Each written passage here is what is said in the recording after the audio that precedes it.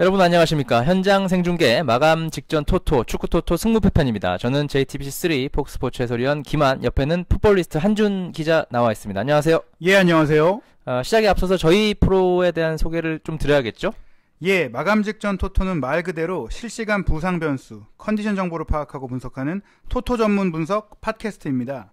토토 분석에서 가장 중요하면서도 토토 유저들이 가장 목말라 했던 정보, 현장 정보인데요. 저희 팟캐스트는 국내 최고 전문가들을 모시고 너무나 중요한 실시간 정보를 제공하고 분석하는데 초점을 맞추고 있습니다. 국내 프로농구의 경우 현장 취재 기자들과 연결해 따끈따끈한 정보까지 제공하고 있습니다. 네, 그렇습니다. 마감 직전 토토는 10월 22일부터 베타 서비스를 실시 중입니다. 지난 16일에는 마감 직전 토토 공식 어플리케이션이 출시되었는데요. 그날 스포츠 분야 실시간 인기 앱 1위를 차지했습니다. 큰 관심 보여주신 청취자 여러분들께 다시 한번 감사 인사 올리고요. 저희 마감 직전 토토 역시 청취자 여러분들의 폭발적인 성원에 보답하고자 당초 22일까지 무료였는데 이 기간을 30일까지 연장하기로 했습니다. 유럽 축구 프로토와 승무패, 그리고 국내 축구, 야구, 농구, 메이저리그, NBA 등 프로토 대상 경기를 면밀히 분석해드릴 예정이오니 많은 청취 바랍니다. 김 기자, 지난주 유럽 축구편에서는 마감 직전 토토에서 고배당, 역배당 무더기 적중이 터졌다고 하던데요. 네, 깜짝 놀랐는데 지난주에는 서호정 정재현 기자가 유럽 축구 대해부 패널로 참가를 했습니다. 근데 10경기 중에 7개를 적중시켰어요. 그중에서 이 오스트리아 아일랜드전에서 오스트리아의 패배를 정확하게 짚어내면서 3.45배 역배당 잡아냈고요. 알바니아 이스라엘전 역시 2.95의 역배당을 잡아냈습니다. 서호정 기자가 이제 웨일즈 세르비아전에서 홈팀 웨일즈의 불안정성을 지적하면서 과감하게 3.05의 무승부에 초점을 맞췄는데 이것도 맞췄다고 해요. 여러 프로토 종목 중에서도 축구는 부동의 고배당 종목인데 승패뿐만 아니라 무승부 예측이 고배당으로 가는 지름길 아니겠습니까? 이걸 짚어냈다는 건 토토 유저들에게도 큰 방향을 일으키기 충분하겠네요. 네, 저희도 앞으로 좀 철저하게 분석을 해서 토토 유저분들에게 필승 전략에 대해서 좀 알려드려야 될 것 같아요. 그래서 오늘 특별한 코너를 준비했습니다. 많은 토토 유저분들께서 기다리셨을 축구 토토 승무패 분석 시간을 갖도록 하겠습니다. 이번 회차 간략히 좀 설명을 해주세요. 축구 토토 승무패 41회차고요. 19일 밤부터 21일 새벽까지 진행되는 잉글랜드 프리미어리그 7경기, 독일 분데스리가 7경기로 구성됐습니다. 1등 환급금 7억 6,493만 7,500원이 걸렸던 지난 40회차에서는 2등 적중자 19명이 나왔으나 1등 적중자가 나오지 않아 이번 41회차로 당첨금이 2월된 상황입니다. 네, 1등 적중을 위한 그 어느 때보다 치열한 분석이 필요한 시점인데 곧바로 이제 승무패 첫 번째 경기부터 14번째 경기까지 순차적인 분석에 들어가 보도록 하겠습니다. 네, 축구토토 승무패 41회차 14경기 이제 분석을 할 텐데 첫 번째 경기 이 프리미어리그 맨체스터 유나이티드 대 아스날과의 경기, 이 방송 직후에 열려요. 예, 이제 지금 시간으로 이제 2시간 후에 열리죠. 9시 반에 열리는데 이번 주말에 워낙에 유럽 축구에 빅매치가 많지만 이 맨유와 아스날의 대결이야말로 좀 관심이 가장 크고 예측도 가장 또 어려울 경기다, 이런 좀 말들이 많이 있어요. 네, 이 경기를 마치면 순조롭게 첫 번째 경기를 마치면서 기분 좋게 또 두 번째 경기를 기다릴 수 있을 것 같은데 어떻게 좀 보시나요? 사실 최근에 무리뉴 감독의 맨유가 좀 흔들리고 있다 말들이 많고요. 또 순위표로 보더라도 6위입니다. 네. 지금 사실 우승을 바라던 초반 3연승을 거두던 기세가 많이 꺾였고 특히 이 친정팀 첼시와의 경기에서 4대0으로 크게 졌던 경기 이후로는 자존심이 많이 상했거든요. 네. 하지만 또 이 아스널 같은 경우에는 이제 벵거 감독이 무리뉴 감독과의 프리미어리그 대결에서 이겨본 적이 없어요. 역대 또 무리뉴 감독 상대로 한 공식 경기에서도 15번의 경기에서 1승 6무 8패 딱 한 번 이겨봤는데 그게 커뮤니티 쉴드의 2015년 경기였거든요. 이런 상성들이 있지만 이런 감독 간의 상성을 떠나서 역시 팀의 전력을 좀 보는 게 중요할 것 같아요. 네, 그 최근 폼에 대해서 좀 양팀에 대해서 비교를 해주시죠. 맨유 같은 경우는 최근 리그에서만 본다면 5경기에서 1승 3무 1패인데 네. 이 중에 3경기에 또 득점이 없었어요. 굉장히 지금 어려운 경기를 하고 있고 최근에 있었던 스완지 시티와의 경기에서 좀 오랜만에 좀 골잔치를 벌이면서 3대1로 이겼는데 네. 이 경기에서 2골을 넣었던 질라탄 선수가 경고 누적으로 또 이번 경기에 못 나오고 네. 또 이 경기에서 좀 좋은 어시스트를 하면서 회복 기미를 보였던 루니 선수는 잉글랜드 대표팀에서 좀 문제가 있었습니다. 무릎 부상을 당하기도 했는데 가장 큰 건 이제 스코틀랜드와의 예선전에서 크게 이긴 뒤에 음주를 좀 네네. 했던 사진이 공개가 됐어요. 뭐 사실 이게 팀의 공식 일정이었다는 얘기가 나오긴 했지만 루니 선수는 사과를 한 상태고 무리뉴 감독은 뭐 루니 선수의 잘못보다는 이제 축구 협회 쪽에 좀 많이 비판의 화살을 보내면서 감싸기를 좀 하고 있고요. 여론 언론에서는 사실 루니 선수가 이번 경기에 그래도 못 나올 것이 유력하다. 몸 상태도 몸 상태지만 심리적으로 좀 힘들 수 있다라고 얘기를 했지만 무리뉴 감독은 이게 경기 전 뭐 바로 최근에 있었던 그 회견에서 루니는 경기에 뛸 준비가 됐다고 얘기를 했거든요. 네. 그러면 그 양 팀의 결장자들도 한번 짚어보면 이 결과를 조금 예측을 해보는데 쉽겠죠? 예, 일단 말씀드린 또 이브라이모비치는 경고 누적으로 못 나오고 루니 선수는 약간 애매합니다. 네, 이게 반반. 연막을 펼 수도 있거든요. 확실하게 못 나온 선수는 이제 장단지 부상이 있는 펠라이니 선수, 다리 부상이 있는 루크쇼 같은 경우에 이제 부상 여부가 있었는데 무리뉴 감독은 뛸 수 있는 준비는 됐다고 했어요. 하지만 이제 그 얘기가 출전을 얘기하는 것은 아니라는 애매한 말을 했거든요. 개인적으로는 뭐 막 회복했기 때문에 선발로 나올 가능성은 좀 낮지 않을까 좀 생각을 하고. 네, 아스널 쪽은요? 예, 아스널 쪽 같은 경우에는 베이린 선수가 발목 부상으로 역시 풀백 포지션에서 나올 수가 없고 공격수인 루카스 페라스도 나올 수가 없고 이미 오래전에 다쳐있던 카소를라 선수도 못 나오고 웰백 선수도 못 나오는 상황인데 다행인 점은 역시 알렉시스 산체스 선수가 칠레 공격수죠. 남미 예선도 갔다 왔고 햄스트링 부상이 있었는데 몸 회복이 잘 됐다고 합니다. 마지막까지 체크를 해본다고 하긴 했지만 산체스가 나온다면 공격진이 정상 가동될 것으로 보이고요. 맨유 입장에서는 사실 이제 포그바 선수가 최근에 좀 잘하고 있어서 좀 기대를 하고 있는데 최근 대표팀 프랑스 대표팀 경기에서 좀 골맛을 봤고 최근 대표팀 경기를 포함해서 9경기에서 5골을 넣고 있거든요. 질라탄이 없지만 이 포그바 선수가 2선에서 좀 많이 올라와서 공격을 잘해주고 있고 또 질라탄 선수가 있을 때는 좀 정적이면서 공소유를 잘했다면 이번 경기엔 그 공백을 레시포드가 메울 것으로 보이거든요. 어린 선수고 또 아스날을 상대로 지난 시즌에 아주 좋은 경기를 했고 골맛도 봤기 때문에 오히려 질라탄이 못 나오고 루니가 없을 수 있는 상황에서 전화위복이 될 것이다. 기존의 스타들에 대한 그 의존도가 떨어지는 대신 전방 압박이나 수비에서 좋을 것이다. 이런 측면에서 맨유가 역으로 강제 결장 선수들 때문에 분위기 반전할 수 있다는 그런 희망이 조금 올라오고 있는 상황입니다. 지금 얘기를 계속 들어보니까 맨유 얘기를 많이 하셨거든요. 예. 뭐 좀 맨유 쪽이 유리하다고 보시는 거죠? 일단은 뭐 최근 순위나 아스날이 지금 4위로 앞서고 있고 최근 흐름에서도 공식 경기 16연속 무패를 달리고 있어요. 12승 4무인데 저는 이 경기 많은 분들이 최근 흐름이나 객관적 전력에서 아스널이 앞선다고 하지만 과감하게 좀 맨유의 승 또는 무승부를 좀 생각하고 싶습니다. 네. 일단 홈팀이기 때문에 배당에서도 물론 맨유 쪽이 좀 더 낮긴 하지만 저는 무리뉴의 맨유가 벵거의 아스날, 특히 벵거 감독과는 설전을 많이 벌이고 있잖아요. 그 측면에서 봤을 때는 최소한 지지는 않을 것이다. 과감하게 맨유 무승부에 걸어봐도 나쁘지 않을 것이다라는 생각이 듭니다. 네. 자, 이제 잠깐 프리미어리그는 쉬고요. 이제 분데스리가로 넘어가서 두 번째 경기 맨헨글라드바우 대 쾰른의 경기는 제가 준비를 했습니다. 일단 뭐 맨헨글라드바우가 이 유럽 대항전을 같이 치르고 있기 때문에 이 리그만 치르는 쾰른보다 체력적으로는 조금 열세에 있다고 봐야 될 것 같아요. 게다가 올 시즌 뭐 기록이라든지 리그 성적을 보면 쾰른이 모데스테나 일본 선수인 오사쿠 유아 이런 선수들을 앞세워서 공격적으로 굉장히 강하고 또 최소 실점 공동 2위거든요, 쾰른이. 사실 쾰른이 개인적으로는 뭐 한 4, 5위 정도 할 팀은 아니라고 생각이 되는데 초반에 공격수들이 워낙 잘 득점을 기록하면서 순위를 계속 끌어올린 상황이고 맨해는 유럽 대항전을 치르는 게 굉장히 부담되는 스쿼드예요, 사실. 이 멤버 이 두께 자체가 유럽 대항전과 같이 했을 때 분명히 탈이 나는 수준의 팀이거든요. 그러니까 뭐 예를 들어서 아우크스부르크가 유로파 리그 나간 그런 상황과 비슷한 거죠.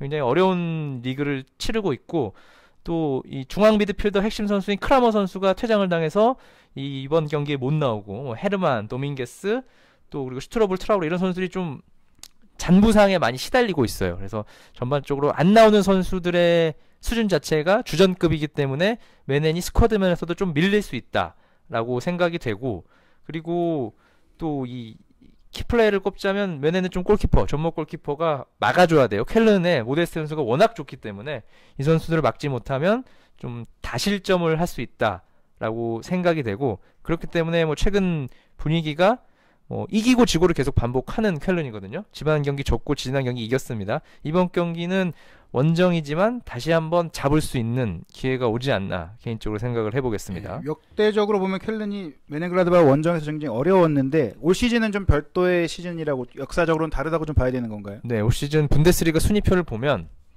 아무도 예상하지 못한 순위가 나왔습니다. 상위권에 바이에른 뮌헨은 당연한 거지만 그 밑에 호펜하임, 라이프치가 지금 1위죠. 이 시간으로는.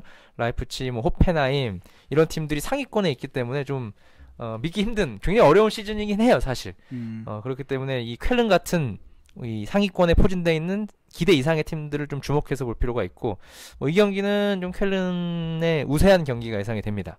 그럼 켈른의 클린 원정팀이지만 가감하게 좀 무승부 정도는 좀 예상할 수 있다. 무 또는 승 원정팀에게 좀 가시는 게 유리하지 않을까 생각이 됩니다. 3번 경기는 역시 분데스리가 경기입니다.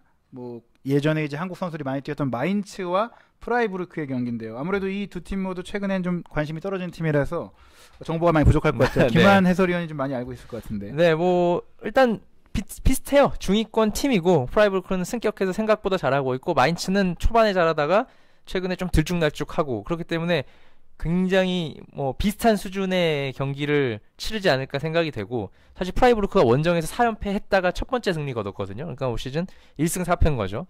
그래서 원정 경기라는 점을 감안했을 때 프라이부르크도 쉽지는 않을 것 같고 다만 이 마인츠의 부상 선수가 많아요. 무토가 부상을 당했고 미드필더들도 좀 부상에 의심되는 부분들이 있습니다. 그리고 프라이부르크는 부상 선수가 1명 그리고 징계로 못 나온 선수가 1명 단 2명밖에 결정을 안 하거든요. 원정에서 약간 프라이부르크지만 마인츠의 최근 분위기 프라이부르크의 원정에서 어쨌든 오랜만에 이긴 것들을 종합적으로 감안했을 때 좀 무승부 쪽에 팽팽한 승부 무승부 쪽에 조금 힘을 실어주고 싶습니다. 전체적으로 좀 승부의 균형추가 좀 한쪽으로 기울지 않는 경기들이 분데스리가에 많네요. 네, 맞습니다. 4번 경기는 역시 또 한국 선수가 구자철 선수가 있었던 볼프스부르크와 샬케 04의 경기입니다. 네, 볼프스부르크 14위, 샬케 12위인데 이거를 순위로 보면 안 될 것 같아요. 왜냐하면 최근 경기를 보면 볼프스부르크는 개막전 때 이기고 지난 라운드 때 이기고 2승밖에 없어요. 그 중간 8경기를 다 비기거나 졌거든요. 전체적으로 봤을 때 안 좋은 팀이죠. 하위권에 계속 머물러 있는 팀이고 반대로 샬케의 최근 성적을 보면 5경기만 볼게요. 승 안 집니다. 일단 안 지고 초반에 5연패하면서 정말 꼴찌까지 추락했다가 급속도로 올라왔거든요. 그렇기 때문에 분위기 면에서는 원정팀 샬케가 조금이 아니죠. 한 중간 이상 앞서 있다고 봐야 될 것 같고 다만 이 샬케는 훈텔라르가 부상, 엠볼로가 내년 4월까지 아예 이제 부러졌죠, 발목이. 그래서 두 공격수가 나갔지만 이 벤탈렙이라는 미드필더가 이 컨디션이 좋아지면서 밸런스는 괜찮은 것 같아요. 그리고 사실 굳이 훈텔라르가 없어도 샬케는 할 수 있거든요. 옛날의 훈텔라르가 아니기 때문에 그리고 볼프스부르크는 이 고메즈가 진짜 부진하다가 지난 경기 2골 넣고 살아났어요. 그래서 고메즈 대 이쪽은 디산토가 있을 것 같죠. 그래서 얼추 이 스쿼드는 비슷한데 최근 분위기를 봤을 때 샬케가 더 안정적인 경기를 했다. 그래서 승리까지는 모르겠지만 지진 않을 것 같습니다. 샬케가. 그래서 좀 샬케 쪽에 무게감을 실는 배팅 그러니까 무승부나 승 쪽으로 가시면 좀 유리하지 않을까 생각이 됩니다. 샬케의 승인 거죠. 홈팀의 패배, 볼프스부르크의 패배. 그렇죠. 지금 너무 홈팀의 패배가 많은데 그래서 무승부를 그래서 계속 말씀드리는 거예요. 그 다음 5번 경기 지금 연속으로 그 홈팀이 다 구자철 선수의 팀인데 5번 구자철 선수가 못 나올 것으로 예상되는 아우크스부르크와 헤르타 베를린의 경기가 5번 경기입니다. 네, 이 경기는 관심이 많을 것 같아요. 네, 이 말해도 되나? 꿀 정보. 오늘 지동원 선발이고 구자철 제외입니다. 네, 지금 안 나왔는데 스쿼드가 이제 독일에 계신 분이 있어서 한번 물어봤는데 그리고 지동원 선수가 몸이 안 좋아요. 지금 강제로 뛰는 상황이거든요. 왜냐하면 팀에 부상 선수가 보바디아, 핀보가선, 하우레우, 카이우비, 바이어, 주전 절반 이상이 다쳤어요. 구자철 지동원까지 다치면 베스트 11 중에 한 9명이 다치는 건데 그래서 지동원 선수에게 일단 걸어 다녀도 좋으니 뛰어달라고 부탁을 해서 아예 못 뛸 상은 아니라고 해요. 물론 우려가 되지만 그래서 지동원 선수가 나오고 구자철 선수는 한 3, 4주 빠집니다. 그렇기 때문에 아우크스부르크는 그 B팀 2군에 있는 선수들을 지금 올려나거든요. 유소년까지 올려내요. 숫자가 없으니까. 그래서 아우크스부르크는 엄청난 위기고 그렇기 때문에 이 올 시즌 영입해서 경기를 거의 못 뛴 일본의 우사미 선수가 뭐 이제는 좀 뭔가 출전해야 되지 않을까.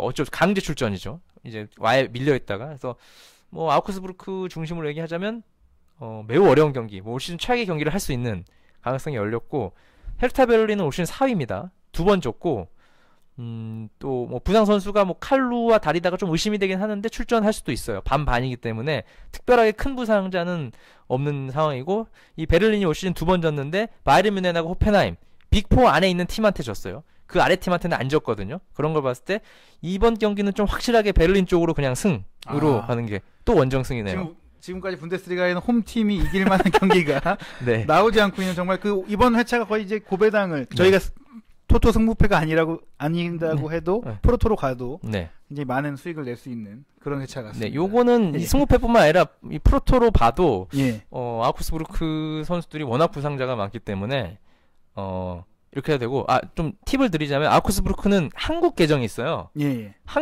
거기 사시는 한국인이 이 페이스북에서 운영을 해요. 그걸 좋아요 누르고 거기에 부상자 정보가 빨리 올라옵니다. 생각보다. 그러니까 물론 뭐 오늘 출전한 선수까지는 안 나오지만 아우크스부르크가 사실 한국에서 큰 관심 없잖아요. 한국 선수 빼고. 근데 그 다른 외국인 선수에 대한 정보가 올라오기 때문에 거기서 부상자 정보까지 확인하시면 더 도움이 될 것 같고, 오늘은 일단 지동원 선수만 나오지만 100% 몸 상태가 아니기 때문에 좀 불확실하다. 굳이 뭐 이렇게 번거롭게 안 찾아보시고 저희 어플리케이션을 들으시면 될 것 같고요.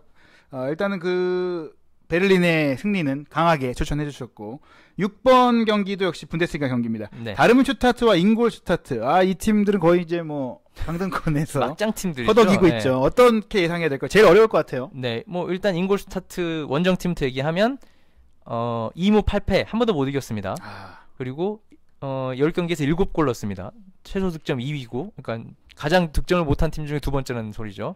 그리고 이번 경기에 이 레지카노 공격수가 뭐 부상에 있다는 소식이 있고, 뭐 레벨스는 경고 누적으로 못 나오고, 그리고 이 지난 시즌에 좋았던 그 호주 대표팀에 있는 레키 선수가 올 시즌 부진해요, 굉장히. 그래서 주전 경쟁에서도 왔다 갔다 하는데, 전반적으로 일본스타트는 이 감독이 라이프치히로 떠난 이후에 뭐 거의 팀의 색깔을 잃었다고도 볼 수 있고, 가장 심각한 건 아우크스부르크한테도 2골 내준 팀입니다. 잉골스타트가. 아우크스부르크가 다득점하는 팀이 아니거든요. 그런 걸 봤을 때 잉골스타트가 좀 어려울 것 같고, 다른 스타트는 그래도 뭐 이 강팀 상대로 골을 계속 넣곤 있어요. 뭐 좀 이 뭐 도깨비 팀이라고 할까요? 잡진 못하지만 계속 경기 중에서 괴롭혀주면서 득점은 하고 있고, 어쨌든 경기마다 거의 한 골씩은 넣고 있는 분위기거든요. 뭐 그런 걸 봤을 때 이번 경기는 홈팀인 다름스타트가 조금 미세하게 앞서 있는 경기를 하지 않을까 생각이 됩니다. 두 팀의 역대 전적은 좀 어떻게 되나요, 그러면? 그건 모르겠습니다. 제가 좀 봤는데 그게 하브리그에 있어가지고. 하브리그에서 보였던 전적을 보니까 최근 두 경기에서는 1승 1패로 주고받았고, 그전에는 4연속 무승부를 했네요. 그렇다면 어떻게 보면 무승부 쪽으로 조금 이제 약간 그 밑에 하위권 팀끼리 물고 물리는 경기가 될 수도 있겠네요. 네, 무 한 30, 다름스타트 승 한 70이라고 저는 생각이 됩니다. 간만에 이제 홈팀이 좀 유리한 경기가 다름슈타트 경기고요. 자, 다음 경기로 가면 다시 EPL입니다. 이 사우스햄턴과 리버풀의 경기. 뭐 리버풀이 워낙 좋잖아요. 어떻게 보시나요? 그렇습니다. 사실 리버풀도 지금 어떻게 본다면 이제 클롭 감독의 축구가 완전히 녹아들었다라고 할 수가 있는 게, 최근 지금 이제 11라운드 현재 순위가 1위입니다. 사실 많은 관심들이 맨유, 맨시티, 뭐 첼시 이렇게 좀 명장들이라고 하죠. 무리뉴, 뭐 콘테, 과르디올라 이런 팀들이 좀 지배할 거 아니냐라는 생각을 했는데, 우리가 클롭을 간과한 거예요. 클롭의 리버풀이 지금 30골을 넣었고 14골밖에 내주지 않았고, 공식 경기 지금 12연속 무패 달리고 있는데, 이제 12연속 무패 중에 승이 10번이에요. 게다가 최근 4연승. 게다가 바로 지난 그 와포드와의 경기에서 뭐 엄청난 그 골폭풍을 일으키면서 또 활약을 했고요. 이 지금 경기력을 봤을 때 리버풀이 뭐 확실하게 이길 수 있다라고 얘기할 수 있는 경기고, 사실 이런 빅팀 같은 경우에는 A매치데이와 유럽 대항전 경기 일정에 낀 경기에서 이변이 벌어지는 경우가 많은데, 리버풀이 유럽 대항전에 나가지 않는 그런 상황이, 그런 또 여유가 있는 또 상황이 있기 때문에, 챔피언스리그에 안 나가기 때문에 체력적으로도 크게 어려운 게 없고요. 그리고 이 리버풀에 사우스햄턴 출신 선수들이 굉장히 많아요. 뭐 렐라나 선수도 네, 있고 그렇죠. 최근에 또 6골 2도 뭐 시즌 엄청난 활약하고 있는 사디오 마네 이 선수가 지금 정말 폭발적인데 네. 어떻게 보면 이제 사우스햄튼에서 제일 잘하는 선수를 데려와서 사우스햄튼을 상대한다. 상대는 약해지고 나는 강해지고 뭐 이런 상태이기 때문에 리버풀이 여러 가지 측면에서 우세한데 조금 우려가 되는 점이 있다면은 또 이 공격 지역에서 핵심인 선수들이 바로 쿠티뉴와 렐라나거든요. 네. 측면에서 돌파도 좋고 크로스도 좋고 콤비네이션 플레이가 좋은 선수들인데 이 선수들에게 조금 피파 바이러스의 문제가 있습니다. 이 피파 바이러스라면 A매치 이후에 돌아와서 부상이나 좀 부진한다는 뭐 그런 거죠? 그렇죠. 쿠티뉴 선수가 아르헨티나와의 경기, 브라질과 아르헨티나 경기에 나왔는데 그 이후에 햄스트링이 조금 안 좋아요. 물론 완전한 부상은 아니지만 선발 출전하기는 좀 어려울 거라는 얘기가 좀 나오고 있고요. 네. 렐라나 선수도 사실 스페인과의 이제 친선 경기, 잉글랜드가 초반에 주도하는 상황에서 굉장히 엄청난 활약을 했거든요. 근데 그 초반에 활약을 하다가 사타구니 쪽에 좀 통증이 와서 일찍 교체됐어요, 전반전에. 네. 근데 이 경기까지도 약간 좀 불투명하다고 합니다. 물론 이제 뭐 아예 제외까지는 모르겠지만 이 선수도 크게 무리하지 않는 선에서 선발 출전을 안 할 가능성이 있기 때문에 쿠티뉴와 렐라나가 빠진다면 그 지난 와포드전을 비롯해서 최근에 맹공을 펼쳤던 리버풀의 활약이 조금 떨어질 수가 있다는 좀 부분이 있어요. 그래도 리버풀 승리 뭐 가장 퍼센티지를 봤을 때 높은 상황이죠. 그렇죠. 승부보다는. 네. 그렇다고 하더라도 뭐 객관적인 전력에서 훨씬 지금 리버풀이 강한 상황이고 뭐 사실 사우스햄튼에도 국가대표 선수들이 많이 있어요. 네. 핵심 수비수인 반다이크가 네덜란드 대표 선수로 A매치 2경기를 모두 선발로 뛰고 왔고 또 타디치 선수 같은 경우에도 웨일스와의 경기에서 코 부상을 입어가지고 완벽한 컨디션이 아니란 말이에요. 네. 그런 측면에서 역시 뭐 사우스햄튼도 또 유로파리그에 나가고 있고 체력적인 부담이 조금 있는 상황이라서 게다가 최근 경기 보면 리그 3경기 연속 무승이거든요. 네. 뭐 컵 대회에서는 오히려 좀 결과를 내고 있지만 사우스햄튼이 리그전에서는 좀 어려운 경기를 하고 있기 때문에 게다가 2연패입니다. 게다가 또 리버풀을 상대로도 뭐 지난 3월 달에 한번 이기긴 했지만 그 전에 5연속 무승을 달리고 있었기 때문에 이번 경기 원정팀이지만 리버풀의 승리 가능성이 좀 굉장히 높다. 이렇게 좀 말씀드릴 수가 있습니다. 네, 알겠습니다. 다음 경기는 8번째 경기 스토크 시티와 본머스의 경기인데 좀 어려운 것 같아요. 저는 네. 개인적으로. 네. 뭐 많은 분들이 좀 어렵게 볼 수도 있지만 개인적으로는 스토크 시티의 승리가 굉장히 유력한 경기로 좀 보고 있어요. 네. 지금 흐름으로 본다면 스토크 시티가 4연패하면서 한참 안 좋았는데 지금 6연속 무패로 완전히 살아났거든요. 게다가 또 상대전적으로 봤을 때도 FA컵을 포함하면 본머스를 상대로 3연승을 달리고 있습니다. 네. 이 세 경기에서 무려 뭐 8골을 몰아칠 정도로 본머스를 상대로 강했고 지금 리그에서도 홈에서는 또 2연승이기 때문에 홈에서 유독 좀 강하고요. 게다가 또 희소식이 좀 있어요. 스토크 시티는 샤키리 선수가 햄스트링 부상에서 돌아왔고 아르나우토비치 선수가 지난 경기에 경고 누르고 못 나왔지만 이번 경기에 정상적으로 출전을 하면서 측면 지역의 공격력이 굉장히 좋아졌다. 게다가 또 조엘런 선수가 지금 스토크 시티에서는 굉장한 좀 활약을 해주고 있거든요. 최근 6경기 무패를 달리는 와중에 조엘런이 4골 2도움을 몰아치면서 굉장한 활약을 했고 보니 선수도 사실은 이제 스토크시티에서 좀 어려운 시간을 보내고 있다가 조엘런의 도움을 통해서 좀 득점포도 가동하고 있거든요.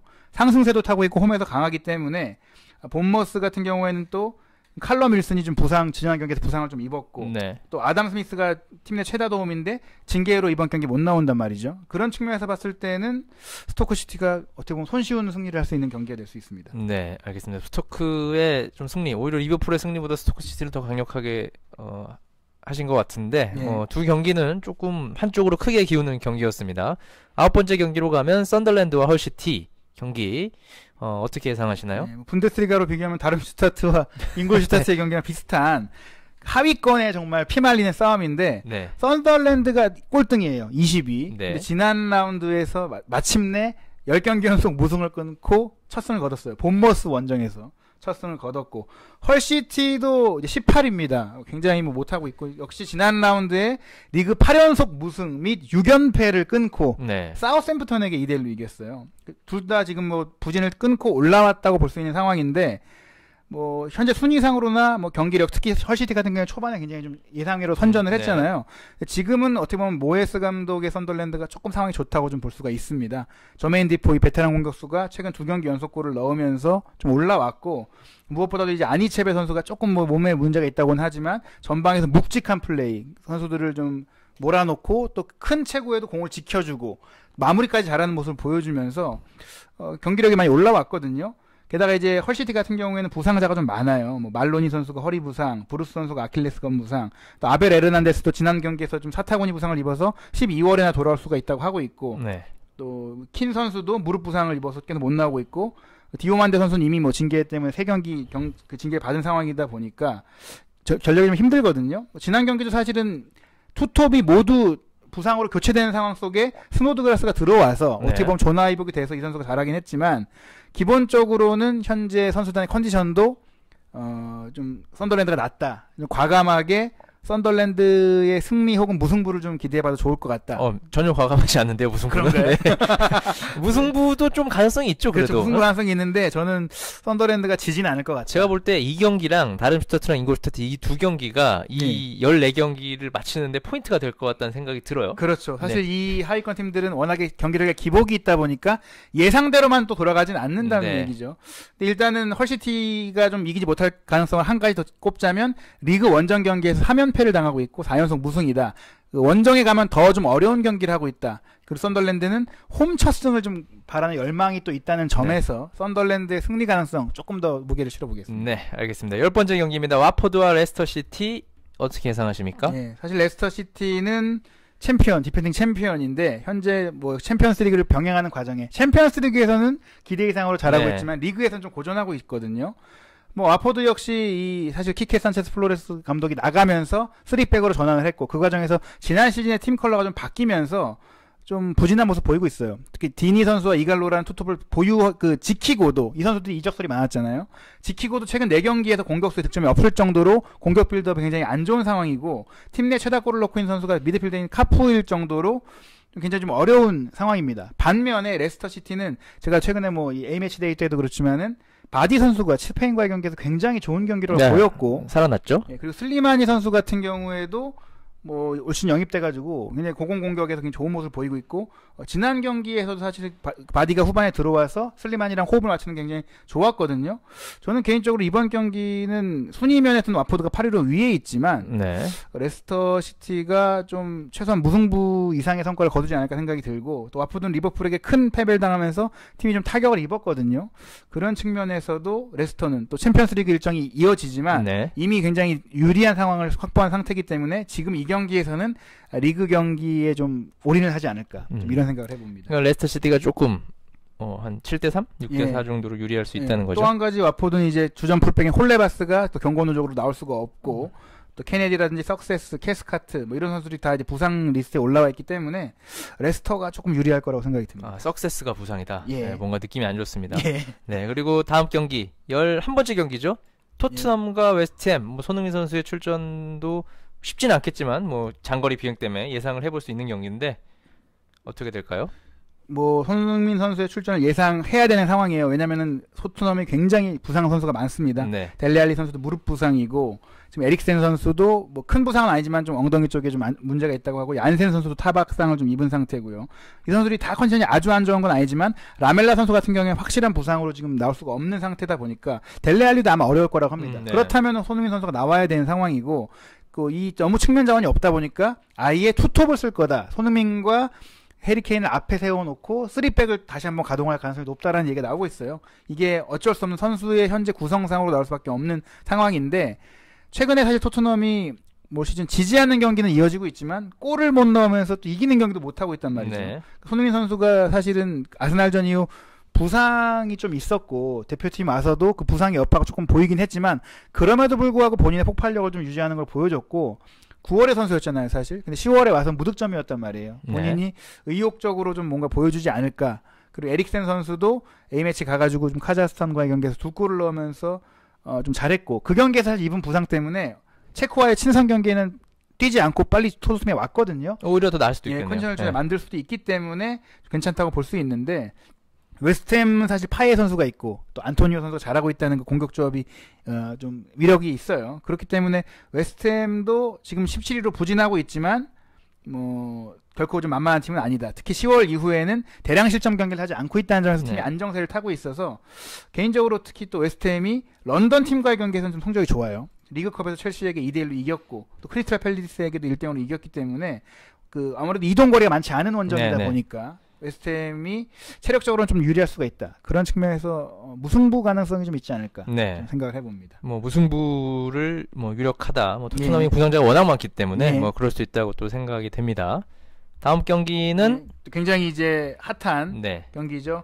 이 도르트문트와 바이에른 뮌헨의 대어 클라시커가 12번 경기입니다. 이 경기를 사실 정확히 좀 예측하는 게 이번 회차의 또 가장 중요한 포인트일 것 같아요. 네, 앞에 말한 두 경기가 이제 하위권 팀들의 경기라면 이 경기는 뭐 상위권을 할 수 있는 두 팀의 대결이고 뭐 예측이 굉장히 어렵죠. 왜냐하면 만날 때마다 승패가 엇갈리는 경기들이 있었기 때문에 일단 최근에 바이에른 뮌헨은 5경기에서 2승 3무입니다. 뭐 2승 3무면 나쁘지 않은데 바이에른 뮌헨 2승 3무면 사실 좀 부진하다고 볼 수도 있는 수치고요.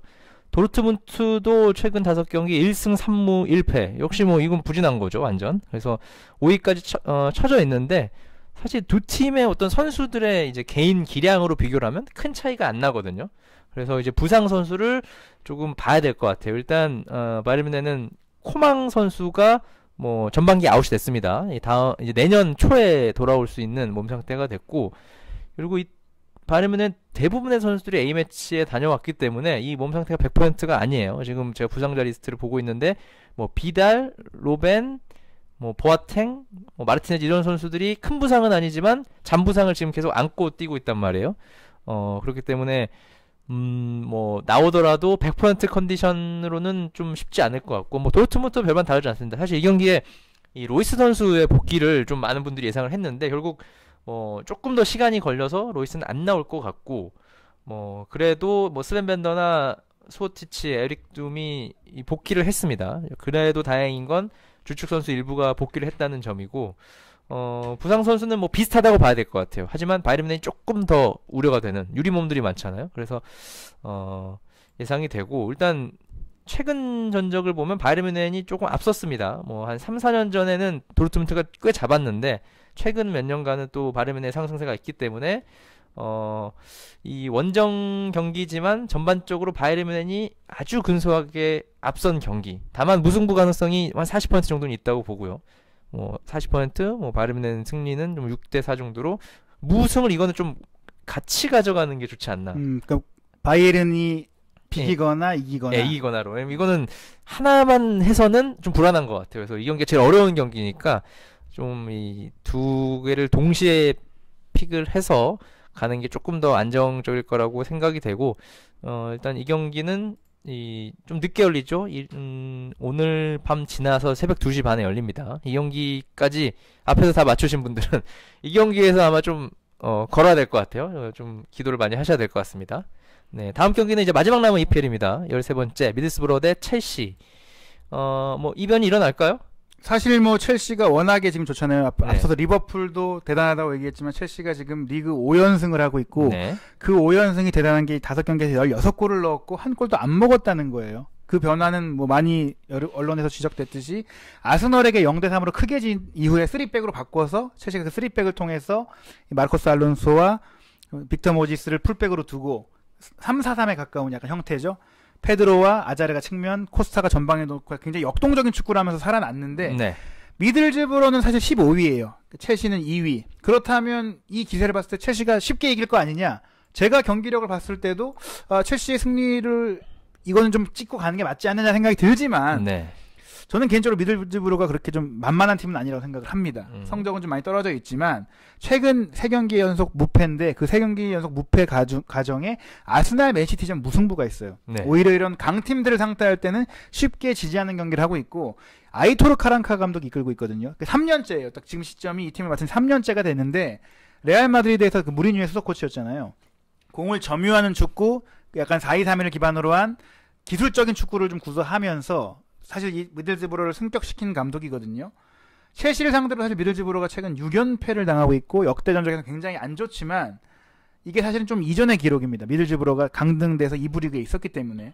게다가 미들즈브로가 쓰고 있는 4-2-3-1이 크게 봤을 땐 4-5-1이거든요. 네. 4-5-1로 두면서 그 측면적으로 완전히 좀 장악을 합니다. 거의 9명의 선수가 페널티 에어리에 근방에 수비할 때 내려오고 원톱 네그레도를 두고 효율적인 역습을 펼치기 때문에, 또 역습 과정에서 스투안이라든지 네그레도 같은 선수들이 결정력이 생각보다 굉장히 좋아요. 그런 측면에서 첼시가 오히려 고전할 수도 있다.